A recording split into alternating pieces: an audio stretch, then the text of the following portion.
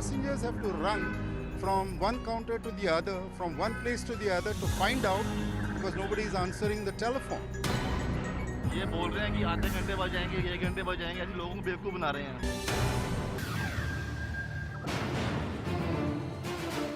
Flights that had been scheduled to take off after 4 p.m. have also been delayed, or there is no clear status on some of these flights.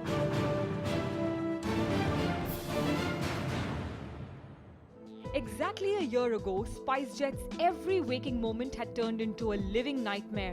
Saddled by a 1,600 crore rupee debt and losses of 3,500 crore rupees, the airline found itself skidding off the runway.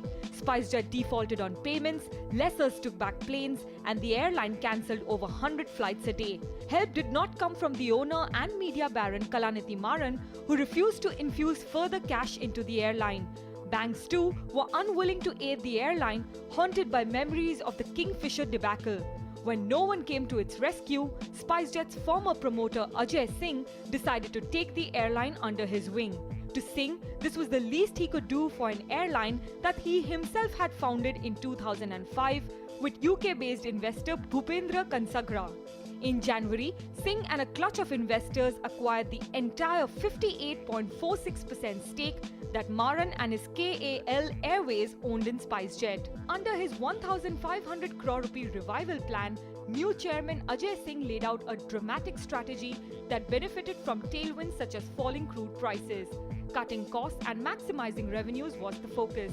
Unprofitable routes were let go of, prudent inventory management was followed, and contracts were renegotiated. An extremely important part of what we are about to do is to bring the cost down to a competitive level. We also need to work hard to ensure that revenues increase. We need to also ensure that we revert to a low-cost airline model, which is essentially trying to have a network which is far more contained than it currently seems to be. So it's essentially back to the basics for Spicejet. The plan paid rich dividends. After 5 quarters of straight losses under the Marans, Spicejet flew into 3 straight quarters of profits.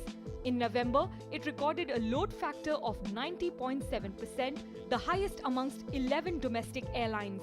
This was also the 7th consecutive month of the airline recording a load factor above 90%. The dramatic turn in fortunes has made Spicejet the world's best performing airline stock, with its scrip surging 340% between December 2014 and November 2015.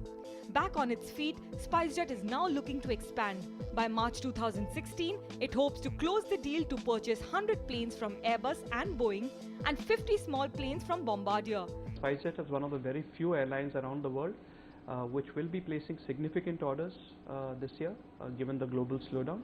Spicejet's turnaround has also enthused foreign investors, with speculations rife that Qatar Airways may invest into the carrier. In Mumbai, Farah Bookwala Vhora.